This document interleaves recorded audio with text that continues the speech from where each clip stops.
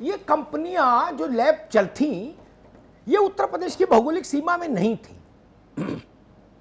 हम ये विषय नहीं भी ला सकते थे। नोएडा के एडमिनिस्ट्रेशन ने तो अच्छे काम किया था, कम से कम उसको दुरुस्त तो कर दिया। उन 20 लोगों को ये संतोष हुआ कि उनका प्राण संकट में नहीं, 3 दिन में बाहर भी आ गए। फिर ये विषय क्यों लाया? मैं विषय इसलिए लाया कि जो गाजियाबाद में हो सकता है और जो फरीदाबाद में हो सकता है, गुड़गांव में हो सकता है, वो इलाहाबाद में ना हो जाए। मैं उत्तर प्रदेश की हुकूमत से ये निवेदन करूंगा, वहां के प्रिंसिपल सेक्रेटरी हेल्थ से कहूंगा, 2 स्वास्थ्य मंत्री हैं जयप्रताप जी, सुरेश खन्ना जी, उनसे कहूंगा 2-3 काम करा लीजिए। कोरोना लंबा चलेगा, अभी ये 1-2 दिन का कीर्तन नहीं है। ये तो भागवत है, कब तक चले कोई नहीं जानता। हर जिले में वहां के प्रमुख अखबार में इसका विज्ञापन दे जिला चिकित्सा अधिकारी कि हमारे जिले में ये निजी लैब हैं जिनको अनुमति है। हिंदी में दे, अंग्रेजी में नहीं। अंग्रेजी में तो छापने वाले को लाभ, अखबार को लाभ हो जाएगा, सरकार का पैसा जाएगा, पल्ले किसी को पड़ेगा नहीं। जो अंग्रेजी जानता है वो ये भी जानता है कि असली टेस्ट कहां हो रहा। हिंदी में मोटे अक्षरों में ये विज्ञापन दीजिए, हो सके तो होर्डिंग लगा दीजिए। कितना खर्चा आ जाएगा?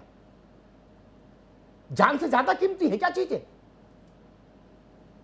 उसमें ये लिखिए कि इनके अलावा अगर कोई और ऑफर बेच रहा हो, सेल ऑफर लगा रहा हो, बाय 1 गेट 1 फ्री, आप एक कोरोना जांच वाला पकड़ के लाओ, आपकी जांच मुफ्त, ऐसा कोई ऑफर आपके पास आए तो उसको इस नंबर पर सूचित भी करें, आपको 10,000 रुपए इनाम भी दिया जाएगा। ये ह्यूमन बॉम्ब है, ये लैब्स, मैं बता रहा हूं, ह्यूमन बॉम्ब्स। और दूसरी बात पुरी साहब ये होनी चाहिए कि जितने भी प्राइवेट लैब्स हैं, ये काम होगा थाना इंचार्ज के स्तर पर। थाने, जितने भी थाने हैं उत्तर प्रदेश में, उनके सबके निरीक्षकों को यह आदेश दिया जाए कि गाहे बगाहे अपने इलाके में आने वाले मेडिकल लैब्स को देखते रहे, वहां का दरवाजा खटखटाते रहे, पूछते रहे में क्या मसला है, क्या चल रहा है। उससे भी इस बात से मैं अनुराग भदौरिया की सहमत हूं, भयभीत हो न प्रीत। ऐसे मामलों में तो पुलिस की बात समझ आती, बाकी किसी की ज्यादा समझ में भी नहीं आती। तीसरी बात मैं कहूंगा, इसके लिए हाई कोर्ट में और सुप्रीम कोर्ट में पिटीशंस भी आई हैं। कोशिश यह हो कि जांच की रिपोर्ट 24 घंटे के भीतर आ जाए। यह भी एक बड़ा संकट है। अनिश्चितता के वातावरण में आदमी ट्रेवल करता है,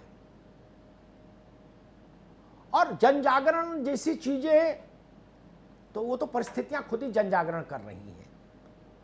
लेकिन एक बात जान लीजिए, हम लोगों को व्यवहारिक भी होना चाहिए। हम ही जैसे लोग कितने हैं जो पढ़े लिखे भी हैं थोड़ा बहुत, वो लोग भी कहां अस्पताल में आज तक कोई सर्टिफिकेट मांगे हैं? नहीं मांगा। भाई पूछ लिया पुरी जी से, भाई कौन अस्पताल अच्छा है, अच्छा आपने भाई इलाज कराया, बोले हाँ, चलो वो वही करा लेते हैं। यही प्रक्रिया है भारत में। डॉक्टर, वकील, ज्योतिषी, ये सब पूछ के ही लोग तय कर लेते हैं, चुन लेते हैं। और अपने अपने दिल पे हाथ रख के हम लोग देखें, भारत के सामान्य नागरिक, हम लोग जिन डॉक्टर्स को भी दिखाने गए, उनकी कभी डिग्री मांगी क्या? नहीं ना।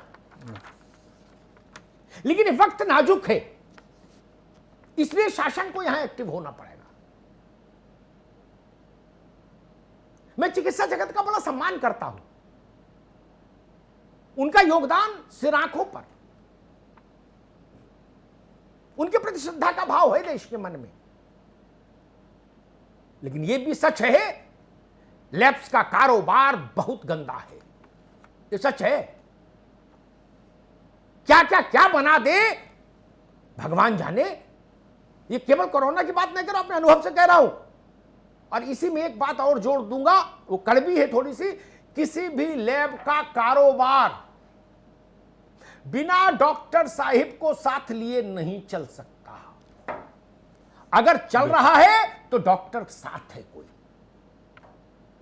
मरीज कौन भेज रहा है? मरीज कौन भेज रहा है? और मैं तो जितने डॉक्टर्स को दिखाता हूं, कभी कुछ हो जाए तो उनके यहां जो और मरीज आते हैं वो उनसे पूछते, कहते भाई अल्ट्रासाउंड करा लो, तो वो पूछते डॉक्टर साहब कहां करा ले, तो वो पर्चे पे लिख देते हैं कि फलाने का नाम, जाओ वहां करा लेना, मेरा नाम बता देना।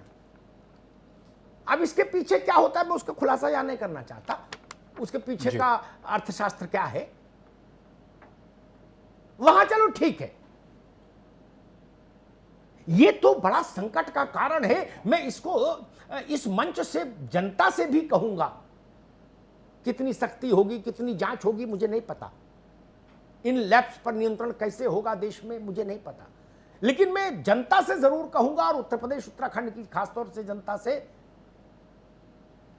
आप नहीं जानते हो तो जो लोग जानते हो वो अगर आपके संपर्क में हो तो उनसे पूछिएगा कि प्रामाणिक लैब कौन सी है, कहां से कराऊं। ऐसी किसी लैब के चक्कर में मत पड़िएगा। आदमी निगेटिव हो उसे पॉजिटिव का सर्टिफिकेट दे दो। बहुत सारे केस यहां हुए एनसीआर में कि आदमी ने आत्महत्या कर ली, बोले अब तो मैं कोरोना हो गया, अब मैं जी क्या करूं। सफदरजंग अस्पताल के 7वें माले से आदमी कूद गया, प्राण दे दिए। देश के इतने बड़े अस्पताल में था, कोरोना से ठीक भी हो जाता, मर गया। और बाद में पता लगा कि उसकी रिपोर्ट ऐसी किसी लैब ने दे दी थी, तो कितना बड़ा अफसोस होगा। इसलिए मैं कहूंगा जनता सतर्क रहे, प्राण आपका है, बचाने की जिम्मेदारी भी पहली आपकी है। धन्यवाद।